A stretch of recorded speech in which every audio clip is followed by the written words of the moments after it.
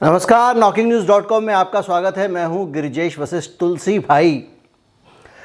भाई के बारे में आपने सुना होगा। एक नया नाम रखा गया है। एक आदमी अचानक तुलसी भाई हो गया है और वो तुलसी भाई या गुजरात में सिर्फ वोट मंगवाने के लिए और वोट बंटवाने के लिए नहीं आए थे।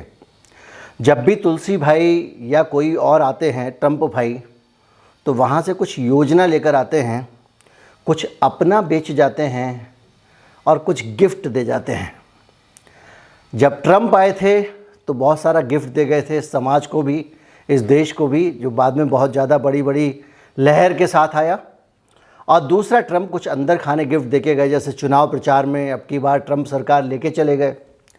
लेकिन ये जो टेड्रोस अधानोम घेब्रेयेसस हमारे जो आए हैं, टेड्रोस भी कहते हैं इनको, और उनका नया नाम मोदी जी ने बार बार टीपी में पढ़ के इतना कठिन शब्द कौन बोले, तो तुलसी भाई उनका नाम रख दिया है। बोले इनका नाम तुलसी भाई रखते हैं हम। तो तुलसी भाई अभी आए थे भारत में। जब भारत में आए तो वो कौन सा एजेंडा लेकर आए थे? केवल देखिए, ये जो बड़े लोग होते हैं जब कहीं जाते हैं तो ये जो उद्घाटन और समापन करते हैं, थोड़ी डायलॉगबाजी करते हैं, थोड़ा भाषण देते हैं, ये सब जनता के दिखावे के लिए होता है, पब्लिक जेस्चरिंग के लिए होता है। लेकिन कुछ वार्ताएं भी होती हैं, कुछ अंदर की बातें होती हैं। वो लोग भविष्य का कुछ एजेंडा लेकर आते हैं जो आपको कह के जाते हैं कि इस पे आप कुछ काम करिए, ये करिए, वो करिए। इधर वाले भी कहते हैं कि नहीं साहब, हम तो करेंगे, लेकिन आप हमारा ये काम भी कराओ, या हमको इसमें दिक्कत आएगी। तो वो अंदर का एजेंडा क्या हो सकता है, इसको आज हम यहाँ पे एनालिसिस के ज़रिए पता लगाने की कोशिश करेंगे। हम फेसबुक पर भी हैं, ये बताने की ज़रूरत नहीं है। 45 करोड़ 44 लाख दर्शक हमारे फेसबुक पर हैं। और जो लोग फेसबुक पे हैं, देख रहे हैं, उनसे अपील है कि थोड़ा सा 2-4 ग्रुप्स में हमारे वीडियो को ज़रूर फॉरवर्ड कर दिया करें। अगर आप यूट्यूब पे हैं तो चैनल को सब्सक्राइब ज़रूर कर लें। अगर आप हमें सपोर्ट करना चाहते हैं तो हमारा UPI ID है डिस्क्रिप्शन में। एक बारकोड भी स्क्रीन पर आपको दिखाई देगा, उसे स्कैन करके आप भुगतान कर सकते हैं। मैं अभी हाजिर हुआ।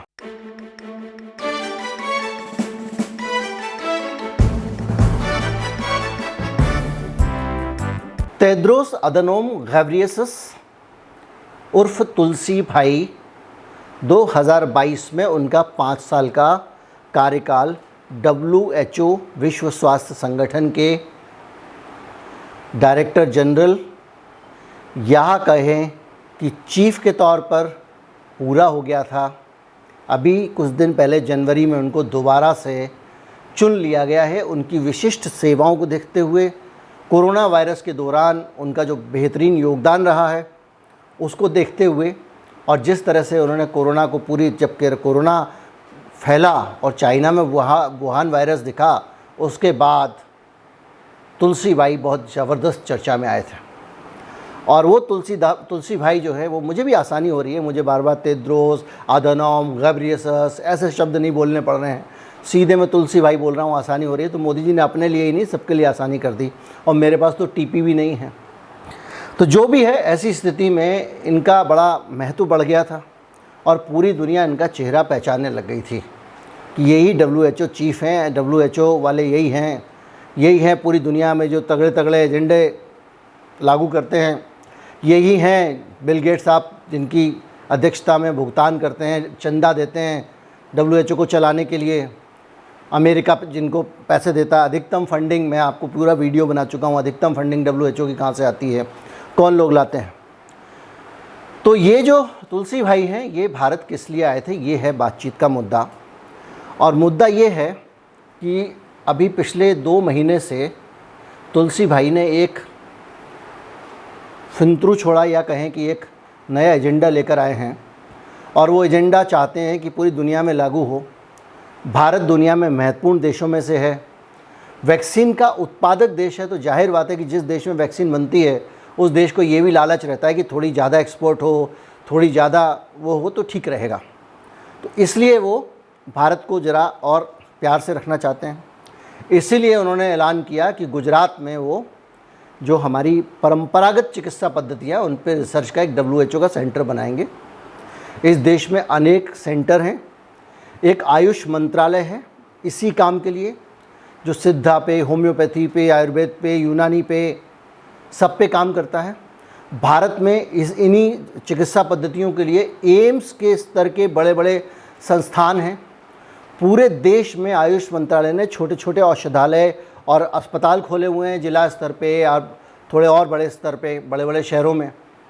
तो ऐसा नहीं है कि भारत में इस पर काम ना हो रहा हो, लेकिन तेद्रोस साहब जब आते हैं तो भारतवासियों के सामने अपनी एक अच्छी इमेज रखना चाहते हैं, और जब वो अच्छी इमेज रखते हैं तो उस अच्छी इमेज की ओट में कुछ करवा लेना चाहते हैं। अब करवा वो लेना चाहते हैं नहीं लेना चाहते हैं, इस बारे में बात की कि नहीं की, ये तो दुनिया का कोई जासूस ही बता सकता है, क्योंकि ये लोग अंदर कमरे में क्या कर रहे थे नहीं पता। हम तो बाहर से जो सर्कमस्टेंशियल एविडेंस हैं, जो परिस्थितियां हैं, उनके आधार पर अनुमान लगाते हैं।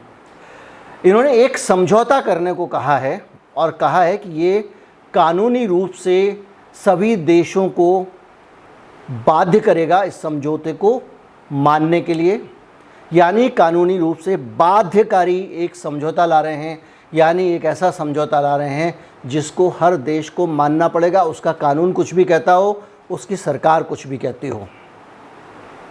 और ये समझौता आ रहा है कोरोना वायरस को लेकर नहीं, महामारी को लेकर, कि भविष्य में कोई भी महामारी आई। अभी तो ये कह रहे हैं कि तुलसी भाई कह रहे हैं कि अभी तो कोरोना वायरस भी बहुत टिकेगा, जाने वाला नहीं है। तो भविष्य के लिए एक प्रोटोकॉल बना लो कि जब भी केसेस वेसेस जो भी ज़्यादा हों, WHO का कानून लागू हो जाए इन मामलों में, WHO की ताकत बढ़ जाए, WHO जो आदेश जारी करे वो आदेश मानना ही होगा। आप अलग से कोई दूसरा देश नहीं बन सकते हैं, तंजानिया नहीं बन सकते हैं आप अपनी अलग राय नहीं रख सकते हैं। इस काम के लिए एक तुलसी भाई मनाने में लगे हुए हैं। तुलसी भाई चाहते हैं कि एक बार ये समझौता लागू हो जाए, उसके बाद वह WHO तय कर देगा कि भैया आज से, हालांकि इसका कोई ड्राफ्ट तैयार नहीं हुआ है, इसको लेकर अनुमान ही लगा सकते हैं, वो तय कर देगा कि आज से कोवैक्सीन चलेगी, कोविशील्ड नहीं चलेगी, कर देगा। WHO से जो वैक्सीन अप्रूव नहीं होगी आप देश में लागू मत करिए। जाहिर बात है WHO चाहेगा कि वो प्रोटोकॉल, वो कहेगा नहीं लॉकडाउन लगा दो, तो भारत की सरकार भले ही मर रही हो, टैक्स डूब रहा हो, इकोनॉमी बर्बाद हो रही हो, ऑर्डर आएगा, लॉकडाउन लगेगा। ये सारी चीज़ें करने की जब बातें चलती हैं, ये सारी जब चीज़ें करने के प्रस्ताव आते हैं, और उस बीच में तुलसी भाई इंडिया आता है और गुजरात जाता है। मतलब गुजरात जाने का मतलब है PR एक्सरसाइज। गुजरात जाने का मतलब ये है कि मोदी जी को कुछ देना, यानी उनको पॉपुलैरिटी देना, उनके उस राज्य में देना जहाँ चुनाव आने वाला है। एक ऐसा राज्य जो मोदी जी का गुजरात माना जाता है, जहाँ पे अगर उनकी पार्टी हार जाएगी तो ये माना जाएगा कि अब उनका धीरे धीरे दाना पानी उठना शुरू हो गया है। तो वहाँ जाके एक विदेश से आदमी आता है, मोदी जी के लिए प्रचार करता है। जाहिर बात है मोदी जी ने भी कभी ना कभी उसके लिए कुछ किया होगा, वो चीज़ें हम नहीं जानते क्या हैं। लेकिन इतने टेढ़े नाम वाले तुलसी भाई को, जिनका नाम एकदम सीधा हो गया है, मोदी जी ने कहा कि तुलसी मैया जो है हमारे देश में बहुत पुरानी परंपरा है, सदियों से घर में रहती है, अभिन्न अंग है, इसलिए तुम्हारा नाम आज से तुलसी भाई होगा। उन्होंने कहा जो आज्ञा प्रभु। हम भी चाहते थे कि हमारा कोई भारतीय नाम रख दे, आज आपने रख दिया। तो जब जब वो यहाँ आएंगे तब वो तुलसी भाई रहेंगे, जब वो वहाँ जाएंगे तो वो तेद्रोस अधनोम गैब्रियसिस रहेंगे। ये है कहानी। अब मैं आपको बताता हूँ कि इसको लेकर क्या हो क्या रहा है। अब मैं आपको टीके की स्थिति के बारे में बताना चाहता हूँ कि हमारे देश में टीके की स्थिति क्या है और हमारे देश में WHO का एजेंडा कितना कामयाब हुआ। आप अतीत में जाएं, मैं आपको कुछ उदाहरण देना चाहता हूं। अगर आप ठीक से ना समझ पाए हों इस कानूनी बाध्यकारी बिल को, तो आपको मैं बताना चाहता हूं कि ये बिल कितना बाध्य करेगा हमको हमारे जीवन में चीज़ों को लागू करने में। पिछले दिनों जब हमारे यहाँ पे कोरोना वायरस की महामारी आई थी, हमारे डॉक्टर हर्षवर्धन साहब थे उस वक़्त स्वास्थ्य मंत्री।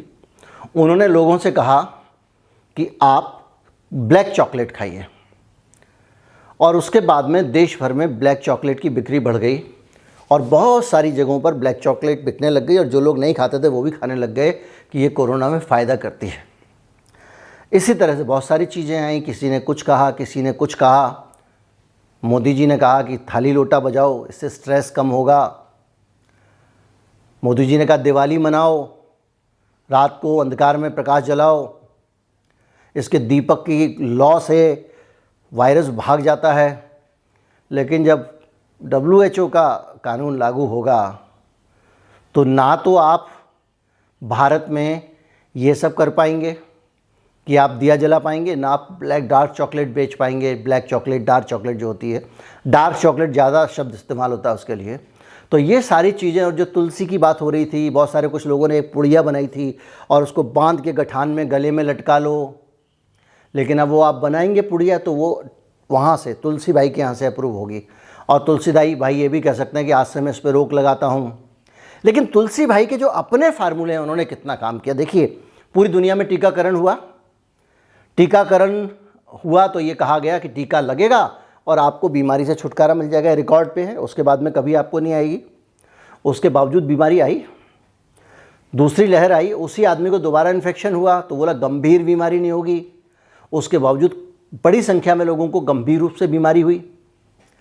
फिर बूस्टर की बात आई है, यानी जो प्रोटोकॉल पहले तुलसी भाई लागू कर चुके हैं वो प्रोटोकॉल उतने कारगर तो नहीं रहे हैं, उस पर लगातार इनकी अपनी राय बदलती रही है।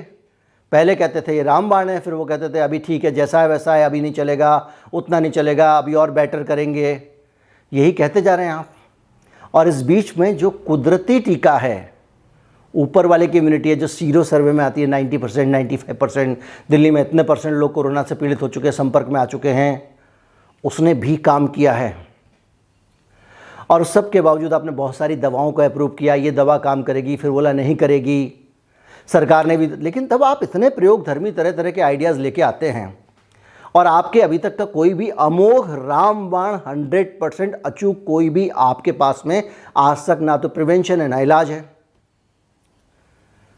इसके बावजूद आप पूरी दुनिया पे राज करने का अधिकार चाहते हो। आप चाहते हो लोग अपनी संप्रभुता को छोड़ दें, अपने देश की आज़ादी को छोड़ दें। संप्रभुता क्या होती है? अपने देश में अपना ही कानून चलेगा, उसको हम छोड़ दें, आपके कानून आपके हुक्म माने, जैसे ही महामारी आ जाए हम आपके गुलाम हो जाएं, आप जो चाहो वो पे लो। तो ऐसी स्थितियों का प्रस्ताव लेकर मुझे ऐसा लगता है तुलसी भाई भारत आए थे। प्रचार विचार तो अलग बात है, उन्होंने किया, वहाँ पे जाके मीठी मीठी बातें की, ये सब पब्लिक जेस्चरिंग है, जन प्रदर्शन है। लेकिन जो असल एजेंडा होता है कमरे के अंदर डिस्कस होता है। और मेरा शक ये इसलिए भी है क्योंकि जो लगातार बाध्यकारी कानून की वकालत कर रहा है आदमी, जिसको दोबारा कार्यकाल मिल गया, जो पूरी दुनिया में ऐसा कानून लाना चाहता है जिसके ज़रिए WHO की हुकूमत बीमारी के बारे में, महामारी के बारे में कायम हो जाए, अगर अगली बार महामारी आती है तो वो आदमी भारत आएगा और इस एजेंडे पर एक भी बार बात नहीं करेगा, इस बारे में भाषण नहीं देगा, इस बारे में सरकार से मांग नहीं करेगा, हेल्थ मिनिस्टर को नहीं बोलेगा। ये कैसे हो सकता है? और अगर उसने नहीं बोला है इसका मतलब उसने पर्दे के पीछे 100% बोला है।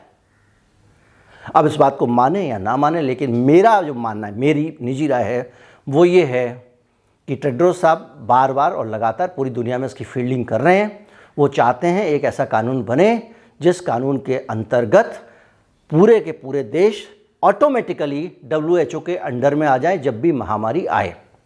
और हो ना हो, यहाँ पर आके उन्होंने इसके बारे में चर्चा ज़रूर की है। और जिस तरह का मीठा मीठा माहौल रहा है, इसमें इस बात की संभावना ज़्यादा है कि सरकार ने गोल मोल कुछ करके उनको थोड़े से प्यार के साथ में तुलसी के पत्ते की तरह हरी झंडी ज़रूर दी होगी। उम्मीद करता हूँ वीडियो आपको अच्छा लगा होगा। फेसबुक पर हैं तो फॉलो कर लें, लाइक कर लें, यूट्यूब पर है तो सब्सक्राइब कर लें, घंटी वाला बटन ज़रूर दबाएं। नमस्कार, जय हिंद।